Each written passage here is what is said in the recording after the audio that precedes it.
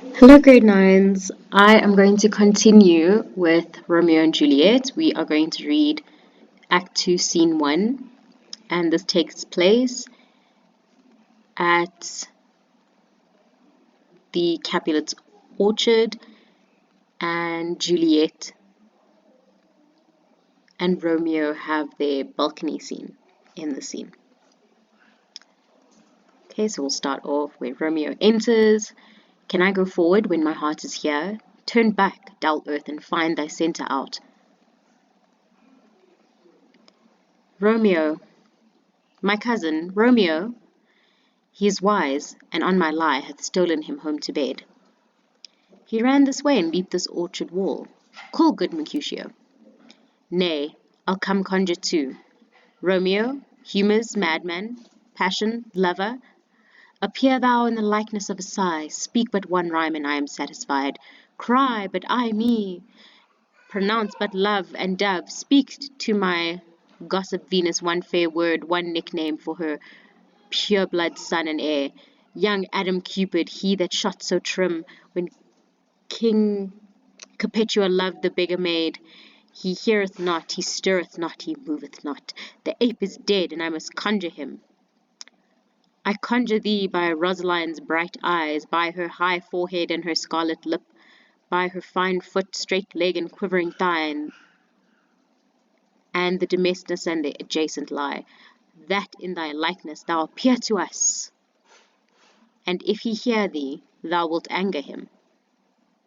This cannot anger him. 'Twould anger him to raise a spirit in his mistress's circle of some strange nature. Let it there stand till she had laid it and conjured it down. That was some spite. My invocation is fair and honest, and in his mistress's name I conjure only but to raise up him. Come, he hath hid himself among these trees, to be consorted with the humorous night. Blind is his love, and best befits the dark. If love be blind, love cannot hit the mark. Now will he sit under a medlar tree, and wish his mistress were that kind of fruit, as maids call medlars when they laugh alone. Romeo, that she were, oh, that she were an open, etc., thou a popperin pear. Romeo, good night, I'll to my truckle bed. This field bed is too cold for me to sleep. Come, shall we go? Go then, for 'tis in vain to seek him here that means not to be found. So there, Benvolio and Mercutio, well, predominantly Mercutio, is making fun of Romeo and how he's in love with Rosaline. And now we get to the balcony scene. He jests at scars that never felt a wound. But soft, what light through yonder window breaks? It is the east, and Juliet is the sun. Arise, fair sun, and kill the envious moon, who is already sick and pale with grief, that thou her maid art far more fair than she. Be not her maid, since she is envious. Her vestal livery is but sick and green, and none but fools do wear it. Cast it off. It is my lady, oh, it is my love. Oh, that she knew she were. She speaks, yet she says nothing. What of that? Her eye discourses. I will answer it. I'm too bold. 'Tis not to me she speaks. Two of the fairest stars in all the heaven, having some business, do entreat her eyes to twinkle in their spheres till they return. What if her eyes were there, they in her head? The brightness of her cheek would shame those stars, as daylight doth a lamp.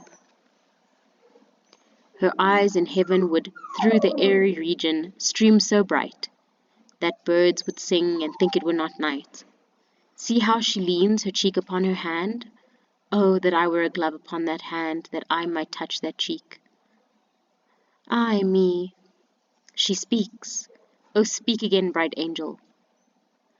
For thou art as glorious to this night, being over my head, as is a winged messenger of heaven unto the white upturned wondering eyes of mortals that fall back to gaze on him when he bestrides the lazy pacing clouds and sails upon the bosom of the air.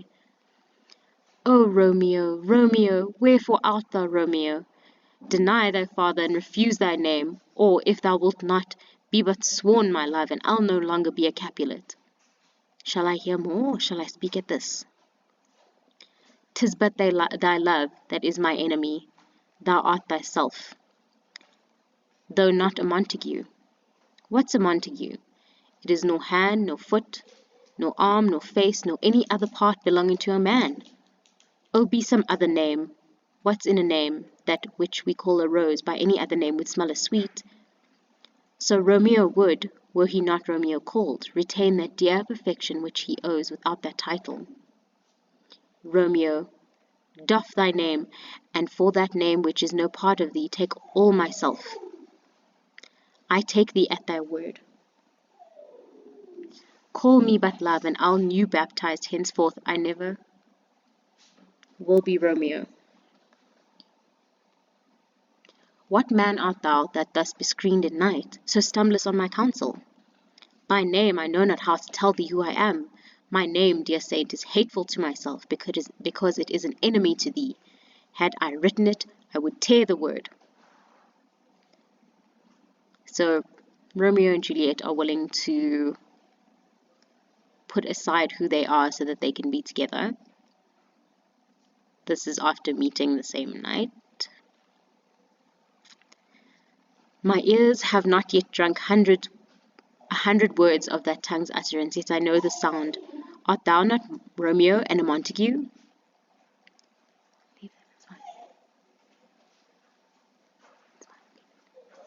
Neither, fair saint, if either thee dislike. How camest thou hither, tell me, and wherefore? The orchard walls are high and hard to climb, and the place death, considering who thou art, if any of my kinsmen find thee here. With love's light wings did I overperch these walls. For stony limits cannot hold love out, and what love can do that dares love attempt, therefore thy kinsmen are no let to me. If they do see thee, they will murder thee. Alack, there lies more peril in thine eye than 20 of their swords. Look thou but sweet, and I am proof against their enmity. I would not for the world they saw thee here. I have night's cloak to hide me from their sight, and but thou love me, let them find me here. My life were better ended by their hate, than death prorogued wanting of thy love. By whose direction foundest thou out this place? By love, who first did prompt me to inquire. He lent me counsel, and I lent him eyes. I am no pilot, yet wert thou as far as that vast shore washed with the farthest sea, I would adventure for such merchandise. Thou knowest the mask of night is on my face, else would a maiden blush bepaint my cheek.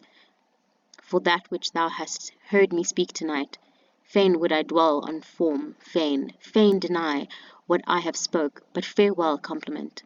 Dost thou love me? I know thou wilt say aye, and I will take thy word, yet if thou swearest, thou mayest prove false. At lovers' perjuries, then say, Jove laughs. O gentle Romeo, if thou dost love, pronounce it faithfully, or if thou thinkest I am too quickly won, I'll frown and be perverse, and say thee nay, so thou wilt woo, but else not for the world. In truth, fair Montague, I am too fond, and therefore thou mayest think my behaviour light. But trust me, gentlemen, I'll prove more true than those that have more cunning to be strange. I should have been more strange, I must confess, but that thou overheardest, ere I was ware, my true love's passion. Therefore pardon me, and not impute this yielding to light love, which the dark night hath so discovered. Lady, by yonder blessed moon, I swear, that tips with silver all these fruit tree tops. Oh, swear not by the moon, the inconstant moon, that monthly changes in her cycled orb, lest that thy love prove likewise variable. What shall I swear by? Do not swear at all, or if thou wilt, swear by thy gracious self, which is the God of my idolatry, and I'll believe thee. If my heart's dear love, well, do not swear, although I joy in thee. I have no joy of this contract tonight. It is too rash, too unadvised, too sudden, too like the lightning, which doth cease to be ere one can say it lightens. Sweet good night. This bud of love by summer's ripening breath may prove a beauteous flower when next we meet. Good night, good night. As sweet repose and rest come to thy heart as that within my breast. Oh, wilt thou leave me so unsatisfied? What satisfaction canst thou have tonight? The exchange of thy love's farewell vow for mine. I gave thee mine before thou didst request it, and yet I would it were to give again. Wouldst thou withdraw it? For what purpose, love? But to be frank, and give it to thee again. And yet I wish but for the thing I have. My bounty is as boundless as the sea, my love as deep. The more I give to thee, the more I have, for both are infinite. I hear some voice within. Dear love, adieu. Anon, good nurse. Sweet Montague, be true. Stay but a little, I will come again. O blessed, blessed night! I am afeard, being in night, all this is but a dream, too flattering sweet to be substantial. 3 words, dear Romeo, and good night indeed. If that thy bent of love be honourable, thy proposed marriage, send me word tomorrow, by one that I'll procure to come to thee, where and what time thou wilt perform the rite, and all my fortunes at thy foot I'll lay, and follow thee, my lord, throughout the world. So Juliet has decided that they're going to get married, and that is the solemn promise that she wants from Romeo to prove that he loves her. Madam, I come anon, but if thou meanest not well, I do beseech thee, madam, by and by I come, to cease thy suit and leave me to my grief. Tomorrow I will send. So thrive my soul 1,000 times good night. 1,000 times the worse to want thy light. Love goes toward love as schoolboys from their books, but love from love toward school with heavy looks. Hist, Romeo, hist!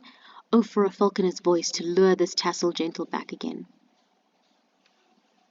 Bondage is hoarse and may not speak aloud, else would I tear the cave where echo lies, and make her airy tongue more hoarse than mine, with repetition of my Romeo's name.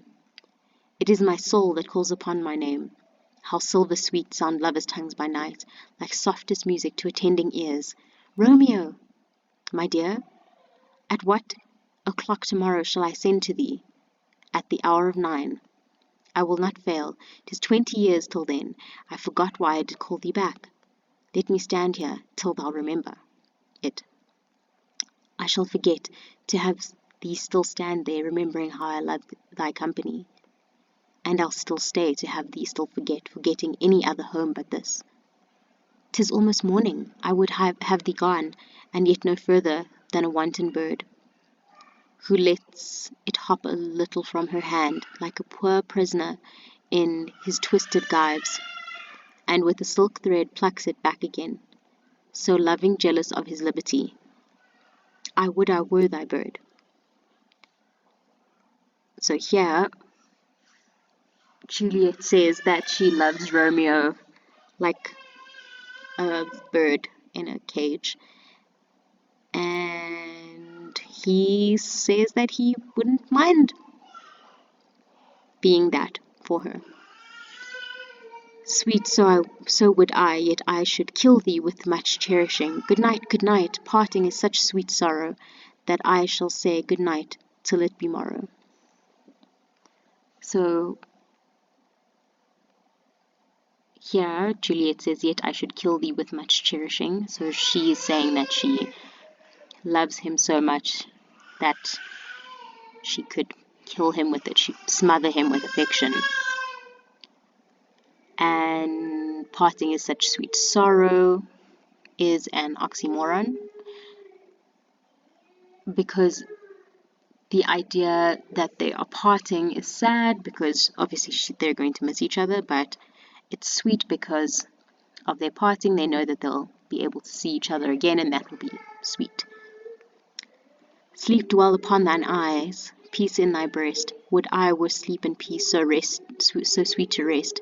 Hence will I to my ghostly father's cell, his help to crave and my dear hap to tell.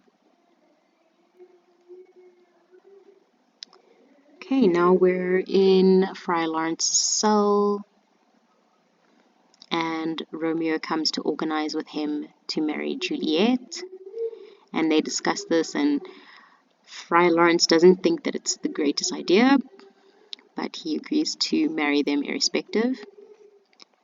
And then we have Mercutio and Benvolio speaking about Romeo and what happened the previous night, and how Mercutio is making fun of him. And the nurse comes to give Romeo the message, or to get the message from Romeo, and he lets her know that he's going to marry Juliet when and where. And then the nurse takes back the message to Juliet.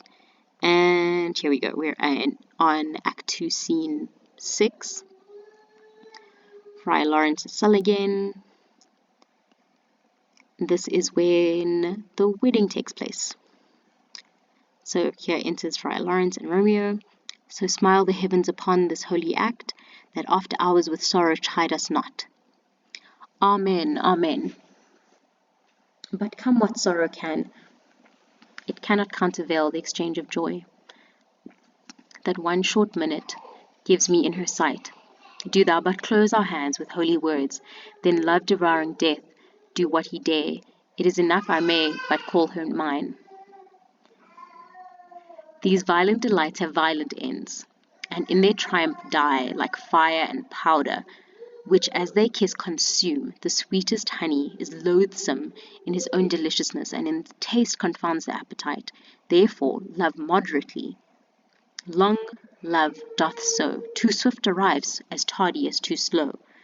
So here Father Lawrence gives Romeo a very good warning and explains to him that this intense love that's like a fire can be amazing because it's very passionate and starts up very quickly, but the problem is that if it starts up quickly, then it can end very quickly as well. And it can end violently, like fire can. Here comes the lady, oh so light of foot, will never wear out the everlasting flint. A lover may bestride the gossamer that idles in the wanton summer air, and yet not fall, so light is vanity.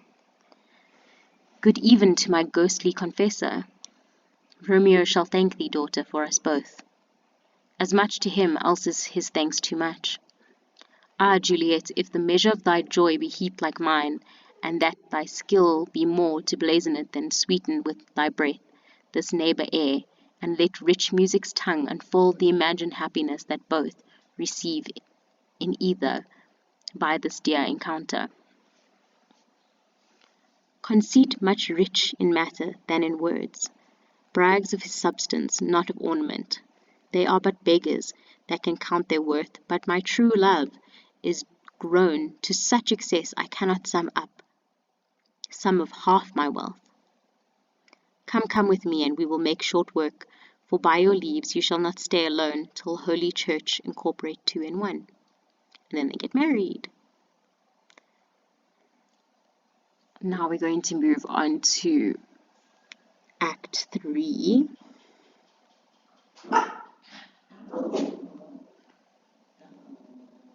So in a public place, Benvolio and Mercutio are together. Okay, we're going to skip their conversation and just go to where Tybalt enters.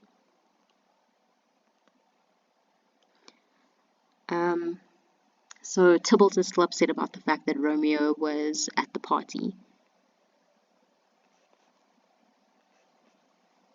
And so Benvolio is a Montague, so Tybalt automatically hates him.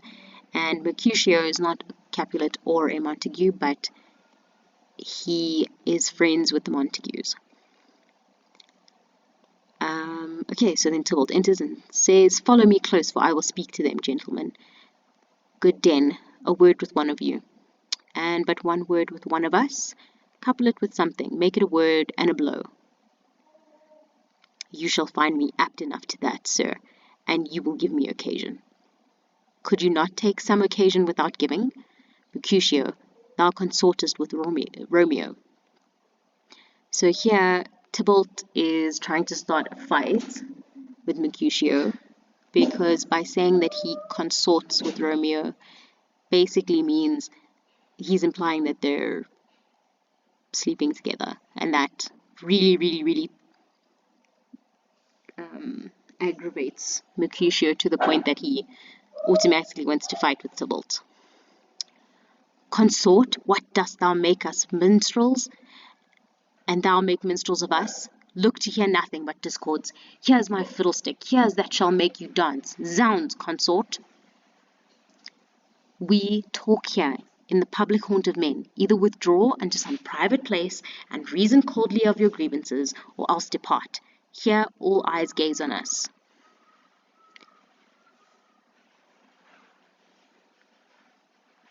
Men's eyes were made to look, and let them gaze. I will not budge, for no man's pleasure I. "Well, peace be with you, sir. Here comes my man. But I'll be hanged, sir, if he wear your livery. Marry, go before to field. He'll be your follower. Your worship in that sense may call him man." "Romeo, the hate I bear thee can afford no better term than this. Thou art a villain."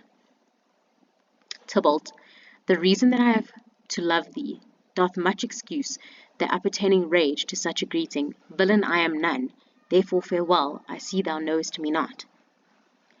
So remember, at this point, Romeo and Tybalt are actually family, because he's just married Tybalt's cousin Juliet.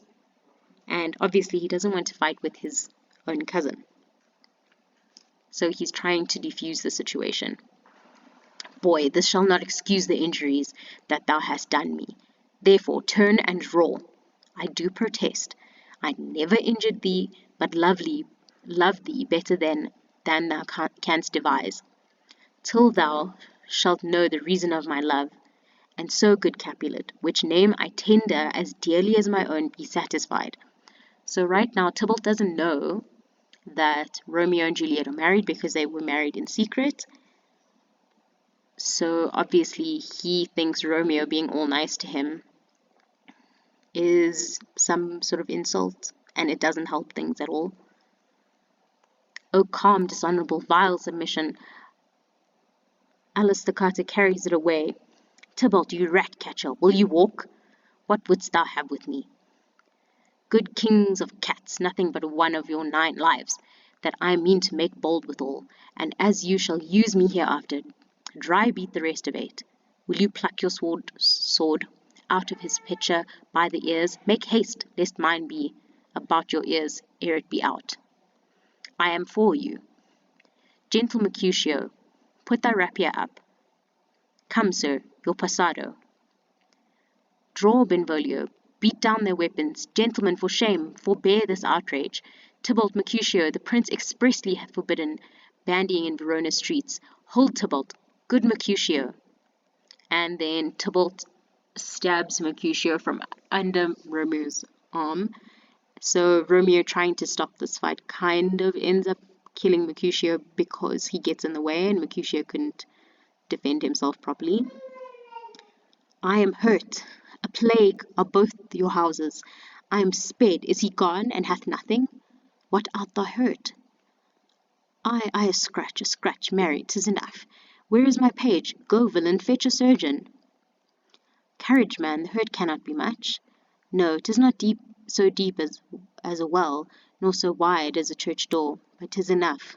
'Twill serve. Ask for me tomorrow, and you shall find me a grave man." So the word grave there is a pun, playing on the fact that Mercutio has been mortally wounded and will die. So grave, like a grave where you bury someone, and grave, like serious. "I am peppered, I warrant this I warrant for this world, a plague on both your houses. Zounds, a dog, a rat, a mouse, a cat to scratch a man to death, a braggart, a rogue, a villain that fights. By the book of arithmetic, why the devil came you between us? I was hurt under your arm. I thought all for the best. Help me into some house, Benvolio, or I shall faint. A plague of both your houses. They have made worm's meat of me. I have it, and soundly too. Your houses. So Mercutio is mortally wounded, he's going to die, and he curses the houses of Capulet and Montague, which is another foreshadowing.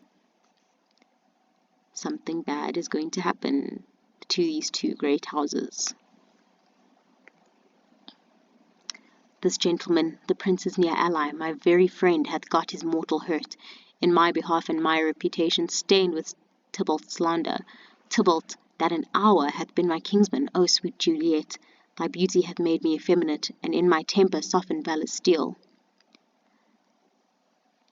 So Mercutio is the prince's family, so can be assumed that the prince is going to be really upset about the fact that the Montague and Capulet fighting has killed one of his kinsmen. O Romeo, Romeo, brave Mercutio's dead. That gallant spirit hath aspired the clouds, which too untimely here did scorn the earth. This day's black fate on more days doth depend. This but begins the woe, others must end. Here comes the furious Tybalt back again, alive in triumph, and Mercutio slain. Away to heaven, respective lenity, and fire-eyed fury be my conduct now. Now, Tybalt, take the villain back again. That late thou gavest me for Mercutio's soul is but a little way above our heads, staying for thine to keep him company. Either thou, or I, or both must go with him. Thou wretched boy, that didst consort him here, shalt with him hence. So here Tybalt is saying again that Romeo is sleeping with Mercutio, and Romeo gets really upset about it and starts fighting. This shall determine that. Romeo, away, be gone, the citizens are up, and Tybalt slain. Stand not amazed, the prince will doom thee death if thou art taken. Hence be gone away. So Romeo kills Tybalt, and Benvolio reminds him of the decree, the prince's decree, that said that if the Capulets and Montague start to fight again, that it will result in an execution. Oh, I am fortune's fool. Why dost thou stay? Which way ran he that killed Mercutio? Tybalt, that murderer, which way ran he? There lies that Tybalt. Up, sir, go with me, I charge thee in the prince's name. Obey. Where are the vile beginners of this fray? O noble prince, I can discover all the unlucky manage of this fatal brawl. There lies the man, slain by young Romeo, that slew thy kinsman, brave Mercutio. Tybalt, my cousin, O my brother's child, O prince, O cousin, husband, O the blood is spilt of my dear kinsman. Prince, as thou art true, for blood of ours, shed blood of Montague. O cousin, Benvolio, who began this bloody fray? Tybalt, here slain, whom Romeo's hand did slay. Romeo that spoke him fair bade him bethink how nice the quarrel was, and urged withal your high displeasure. All this uttered with gentle breath, calm look, knees humbly bowed, could not take truce with the unruly spleen of Tybalt deaf to peace, but that he tilts with piercing steel at bold Mercutio's breast, who all as hot turns deadly point to point, and with the martial scorn with one hand beats cold death aside, and with the other sends it back to Tybalt, whose dexterity retorts it. Romeo, he cries aloud, hold friends, part, and swifter than his tongue, his agile arm beats down their fatal points, and twixt them rushes underneath, whose arm, an envious thrust from Tybalt, hit the life of stout Mercutio, and then Tybalt fled. But by and by comes back to Romeo, who had but newly entertained revenge, and to it they go like lightning, for ere I could draw to part them, was stout Tybalt slain. And as he fell, did Romeo turn and fly? This is the truth, or let Benvolio die. He is a kinsman of the Montague. Affection makes him false. He speaks not true. Some 20 of them fought in this black strife, and all those 20 could but kill one life. I beg for justice, which thou, prince, must give. Romeo slew Tybalt. Romeo must not live. Romeo slew him. He slew Mercutio. Who now the price of his dear blood doth owe? Not Romeo, prince. He was Mercutio's friend. His fault concludes but what the law should end, the life of Tybalt. And for that offence, immediately we do exile him hence. I have an interest in your haste proceeding. My blood for your rude brawls doth lie a-bleeding. But I'll amerce you with so strong a fine that you shall all repent the loss of mine. I will be deaf to pleading and excuses. Nor tears nor prayers shall purchase out abuses. Therefore use none. Let Romeo hence in haste, else, when he's found, that hour is his last. Bear hence this body, and attend our will. Mercy but murderers, pardoning those that kill. So here the prince was going to execute Romeo for this fight, but because of Lord Montague's pleading, he has decided to exile Romeo on the condition that he does not come back to Verona. If he does return, he will be put to death.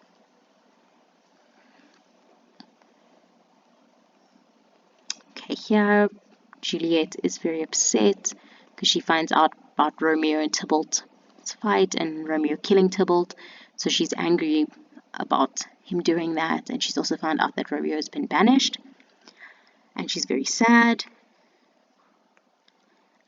And as a result,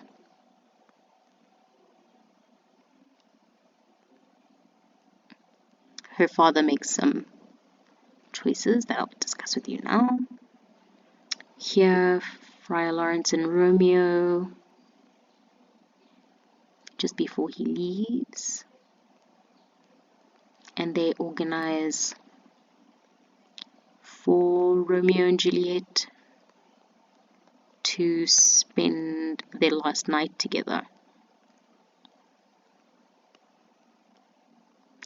Okay, here in this scene, Lord Capulet is arranging with Paris to have the wedding moved up because he thinks Juliet is upset about her cousin dying, and he still doesn't know about the fact that she's married, and he wants them to get married sooner to cheer her up and also for the gains that he will receive from it as well.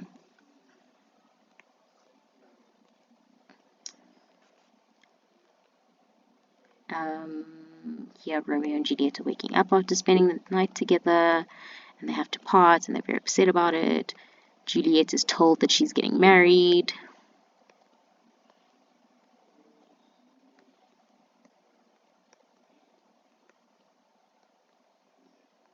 And here, Act 4, Scene 1, Juliet and Paris are getting ready to be married, sort of going for counseling before, and Juliet asks to speak to Friar Lawrence alone. She says, "Oh, shut the door, and when thou hast done so, come weep with me, past hope, past cure, past help. Ah, Juliet, I already know thy grief, it strains me past the compass of my wits. I hear thou must, and nothing may prorogue it, on Thursday next to be married to this county. Tell me not, friar, that thou hearest of this, unless thou tell me how I may prevent it. If in thy wisdom thou canst give me no help, do thou but call my resolution wise, and with this knife I'll help it presently. God join my heart and Romeo's, thou our hands, and ere this hand, by these Romeo's sealed, shall be the label to another deed. Or, my true heart, with treacherous revolt, turn to another, this shall slay them both. Therefore, out of thy long experience time, give me some present counsel, or behold, twixt my extremes and me this bloody knife shall play the umpire. arbitrating that which the commission of thy years and art could to no issue of true honour bring. Be not so long to speak. I long to die if what thou speakest speak not of remedy. So obviously the fact that she is going to have to marry Paris is a problem because she's already married to Romeo, and she would rather die than commit adultery. So she tells Friar Lawrence that she is determined to kill herself if she is forced to marry Paris, unless he comes up with some other plan that will save her from committing adultery. Hold, daughter, I do spy a kind of hope which craves as desperate an execution, and that is desperate which we would prevent. If rather than to marry County Paris thou hadst the strength of will to slay thyself, then it is likely thou wilt undertake a thing like death to chide away the shame. That copest with death himself to escape from it, and if thou darest, I'll give thee remedy. So Friar Lawrence has a plan. Oh, bid me leap rather than marry Paris, from off the battlement of yonder tower, or walk in thievish ways, or bid me lurk where serpents are, chain me with roaring bears, or shut me nightly in a charnel house, overcovered quite with dead men's rattling bones, with reeky shanks and yellow chapless skulls, or bid me go into a new-made grave, and hide me with the dead man in his shroud, things that, to hear them told, have made me tremble, and I will do it without fear or doubt, to live an unstained wife to my sweet love. Hold then, go home, be merry, give consent to marry Paris. Wednesday is tomorrow. Tomorrow night, look that thou lie alone. Let not thy nurse lie with thee in thy chamber. Take thou this vial, being then in bed. So Friar Lawrence's plan is to give her a vial of some potion the night before she gets married. And she's supposed to take it just before she goes to bed. And this distilled liquor drink thou off, when presently through all thy veins shall run a cold and drowsy humour, for no pulse shall keep his native progress, but to cease. No warmth, no breath shall testify thou livest. The roses in thy lips and cheeks shall fade to paly ashes. Thy eyes, windows fall, like death when he shuts up the day of life, each part deprived of supple government, shall stiff and stark and cold appear like death, and in this borrowed likeness of shrunk death thou shalt continue 42 hours. So this potion will make her seem like she's dead for 42 hours. But really she'll be sleeping, and then awake as from a pleasant sleep. Now, when the bridegroom in the morning comes to rouse thee from thy bed, there art thou dead. So the next day when Paris comes to marry her, she'll be dead, or seem like she's dead. Then, as the manner of our country is, in thy best robes, and covered on the bier, thou shalt be borne to that same ancient vault where all the kindred of the Capulets lie. So, as is custom for the Capulets, she will be put into a mausoleum, so like a tomb where all the Capulets dead are, so she won't be buried, otherwise obviously that would kill her and then be completely pointless to pretend to be dead. So she'll just be put into this tomb alive. In the meantime, against thou shalt awake, shall Romeo by my letters know our drift, and hither shall he come, and he and I will watch thy waking, and that very night shall Romeo bear thee hence to Mantua, and this shall free thee from this present shame, if no inconstant toy nor womanish fear abate thy valour in acting it. So, Friar Lawrence plans to send letters to Romeo, letting them know about this plan.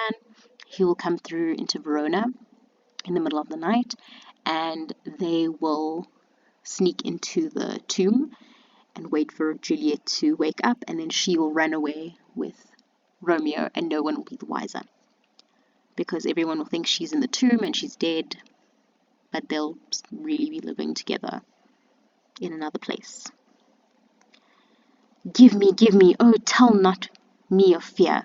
Hold, Get you gone, be strong and prosperous in this resolve. I'll send a friar with speed to Mantua, with my letters to thy lord. Love give me strength, and love shall help me help afford. Farewell, dear father. Okay, and now scene 2, that's where they're planning the wedding. And Juliet tells everybody she's completely okay with it, and it's okay. Then scene 3 is where she speaks to her mother about getting married, and she takes the poison and goes to sleep. Next scene is where they find her dead. Well, they're getting ready for the wedding, and then they find her dead. And then they take her to the tomb. They have to cancel the wedding. And here, Romeo, unfortunately, finds out that Juliet is dead before he gets the message from the friar to say that she is fake dead, faking death. So he is very upset, heartbroken, because he thinks that she is really dead. So he decides to go to an apothecary, which is like a pharmacist, to buy poison so that he can kill himself. And his plan is to sneak into the tomb and kill himself there so that he can be with Juliet forever. Then Friar Lawrence finds out that his friend didn't manage to send the message to Romeo, and he's very worried. So he knows that he has to rush to the Capulet tomb and get Juliet, because there might be some problems. Okay, now we're on scene 3. This is in a churchyard outside the tomb. Paris is laying flowers down for Juliet. And Romeo comes in and he says, "Give me that mattock and the wrenching iron. Hold, take this letter. Early in the morning see thou deliver it to my lord and father. Give me the light. Upon their life I charge thee. Whatever thou hearest or seest, stand all aloof, and do not interrupt me in my course. Why I descend into this bed of death is partly to behold my lady's face, but chiefly to take thence from her dead finger a precious ring, a ring that I must use in dear employment. Therefore hence be gone. But if thou, jealous, dost return to pry in what I further shall intend to do, by heaven I will tear thee joint by joint, and strew this hungry churchyard with thy limbs. The time and my intents are savage wild, more fierce and more inexorable, far than empty tigers or the roaring sea. I will be gone, sir, and not trouble you. So shalt thou show me friendship. Take thou that, live and be prosperous, and farewell, good fellow. For all the same I'll hide me hereabout. His looks I fear, and his intents I doubt. Thou detestable Moor, thou womb of death, gorged with the dearest morsel of the earth, thus I enforce thy rotten jaws to open, and in spite I'll cram thee with more food." This is that banished haughty Montague, that murdered my love's cousin, with which grief it is supposed the fair creature died. And here is come to do some villainous shame to the dead bodies. I will apprehend him. So Paris recognizes Romeo as the man who killed Juliet's cousin, and it is presumed that Juliet died from her grief. So he wants to arrest Romeo to sort of avenge his fiancée. "Stop thy unhallowed toil, vile Montague. Can vengeance be pursued further than death? Condemned villain, I do apprehend thee. Obey and go with me, for thou must die." And also, Romeo is back in Verona, which he is not supposed to be, because that was the condition of his banishment. "I must indeed, and therefore came I hither. Good gentle youth, tempt not a desperate man. Fly hence and leave me. Think upon these gone. Let them affront thee, I beseech thee, youth. Put not another sin upon my head, by urging me to fury. Or, oh, be gone! By heaven, I love thee better than myself, for I come hither armed against myself. Stay not, be gone, live, and hereafter say, a madman's mercy bade thee run away. I do defy thee conjurations, and apprehend thee for a felon here. Wilt thou provoke me? Then have at thee, boy. O Lord, they fight, I will go call the watch. Oh, I am slain. If thou be merciful, open the tomb, lay me with Juliet.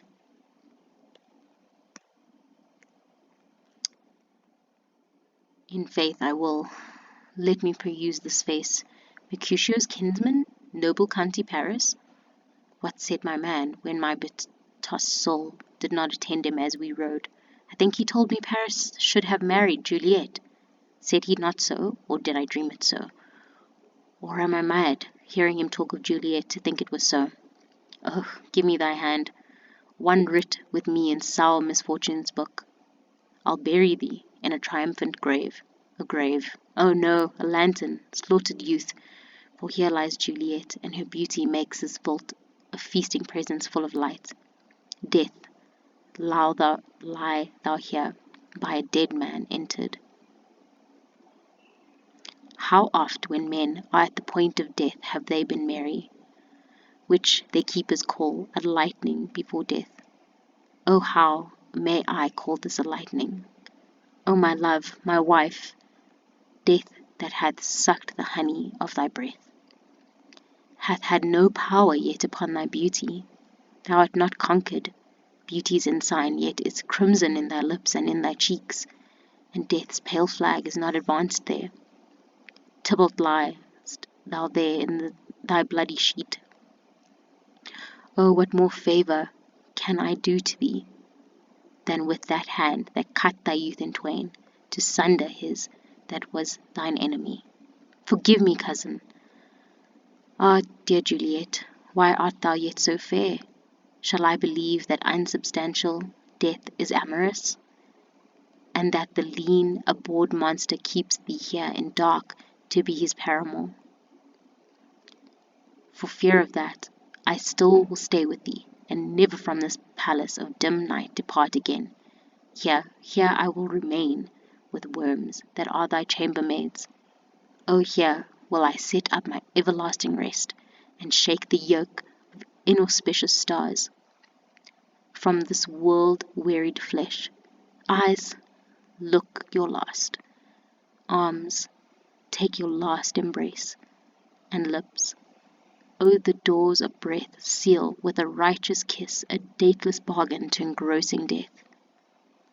Come, bitter conduct, come, unworthy, unsavoury guide, thou desperate pilot, now at once run on the dashing rocks thy seasick weary bark. Here's to my love. O apothecary, thy drugs are quick, thus with a kiss I die. Saint Francis be my speed, how oft tonight have my old feet stumbled at graves? Who's there? Here's one, a friend, and one that knows you well. Bliss be upon you, tell me, good my friend, what torch is yon the veily lends his light to grubs and eyeless skulls as I discern? It burneth in the Capel's monument. It doth so, holy sir, and there's my master, one that you love. Who is it? Romeo? How long hath he been there? Full half an hour. Go with me to the vault. I dare not, sir, my master knows not but I am gone hence, and fearfully did menace me with death if I did stay to look on his intents. Stay then, I'll go alone. Fear comes upon me. Oh, much I fear some ill unlucky thing. As I did sleep under this yew tree here, I dreamt my master in another fort, and that my master slew him. Romeo! Alack, alack, what blood is this which stains the stony entrance of the sepulchre? What mean these mastless and gory swords to lie discoloured by this place of peace? Romeo! Oh, pale, who else? What, Paris too, and steeped in blood? Ah, what an unkind hour is guilty of this lamentable chance. The lady stirs. O comfortable friar, where is my lord? I do remember well where I should be, and there I am. Where is my Romeo? I hear some noise, lady, come from that nest of death, contagion and unnatural sleep. A greater power than we can contradict hath thwarted our intents. Come, come away. Thy husband in thy bosom there lies dead, and Paris too. Come, I'll dispose of thee among a sisterhood of holy nuns. Stay not to question, for the watch is coming. Come, go, good Juliet. So Juliet wakes up and she finds out that Romeo is dead, and Friar Lawrence, obviously they had that plan to make her seem like she's dead, and as a result her family does think she's dead. So unless she wants to go back and explain to them how that happened, which I doubt, she has to find some other place to go, and Friar Lawrence's plan is to send her to a nunnery to become a nun. I dare no longer stay. Go, get thee hence, for I will not away. What's here? A cup, closed in my true love's hand. Poison, I see, hath been his timeless end. O churl, drunk all and left no friendly drop to help me after. I will kiss thy lips. Haply some poison yet doth hang on them, to make dye with the restorative. Thy lips are warm. Lead, boy, which way? Yea, noise? Then I'll be brief. O happy dagger, this is thy sheath. There rest, and let me die. This is the place there where the torch doth burn. So Juliet stabs herself, and now all the watchmen are coming, trying to find out what's going on. The prince is there, and he sees all the dead bodies. What misadventure is so early up that calls our person from our morning's rest? What should it be that they so shriek abroad? The people in the street cry Romeo, some Juliet, and some Paris, and all run with open outcry toward our monument. What fear is this which startles in our ears? Sovereign, here lies the county Paris slain, and Romeo dead, and Juliet dead before, warm, and you killed. Search, seek, and know how this foul murder comes. Here's a friar and slaughtered Romeo's man, with instruments upon them, fit to open these dead men's tombs. O heaven, O wife, look how our daughter bleeds. This dagger hath mistaken for, lo, his house is empty on the back of Montague, and it missheathed in my daughter's bosom. O me, the sight of death is as a bell that warns my old age to a sepulchre. Come, Montague, for thou art early up to see thy son, and heir more early down. Alas, my liege, my wife is dead tonight. Grief of my son's exile hath stopped her breath. What further woe conspires against mine age? Look, and thou shalt see. O thou untaught, what manners is this, to press before thy father to a grave? Seal up the mouth of outrage for a while, till we can learn these ambiguities, and know their spring, their head, their true descent, and then will I be general of your woes, and lead you even to death. Meantime, forbear, and let mischance be slave to patience. Bring forth the parties of suspicion. I am the greatest, able to do least, yet most suspected, as the time and place doth make against me of this direful murder, and here I stand, both to impeach and purge myself, condemned and myself excused. Then say at once what thou dost know in this. I will be brief, for my short date of breath is not so long as is a tedious tale. Romeo, their dead, was husband to that Juliet, and she, their dead, that Romeo's faithful wife.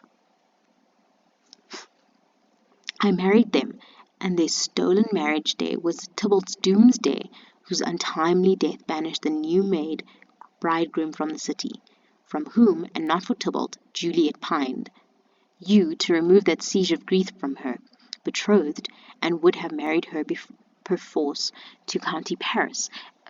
And then comes she to me, and with wild looks bid me devise some mean to rid her from the second marriage, or in my cell there would she kill herself. Then gave I her, so tortured by my art, a sleeping potion, which so took effect as I intended, for it wrought on her the form of death. Meantime I writ to Romeo that should hither come as this dire night, to help to take her from her borrowed grave. being the time the potion's force should cease. But he which bore my letter, Friar John, was stayed by accident, and yesternight returned my letter back. Then all alone, at the prefixed hour of her waking, came I to take her from her kindred's vault, meaning to keep her closely at my cell, till I conveniently could send to Romeo. But when I came, some minute ere the time of her waking, here untimely lay the noble Paris and true Romeo dead. She wakes, and I entreated her come forth, and bear this work of heaven with patience. But then a noise did scare me from the tomb, and she, too desperate, would not go with me, but, as it seems, did violence on herself. All this I know, and to the marriage her nurse is privy, and if aught in this miscarried by my fault, let my old life be sacrificed, some hour before this time, unto the rigour of severest law. We still have known thee for a holy man. Where's Romeo's man? What can he say in this? I brought my master news of Juliet's death, and then in post he came from Mantua to the same place, to the same monument. This letter he early bid me gave his father, and threatened me with death going in the vault. I departed not, and left him there.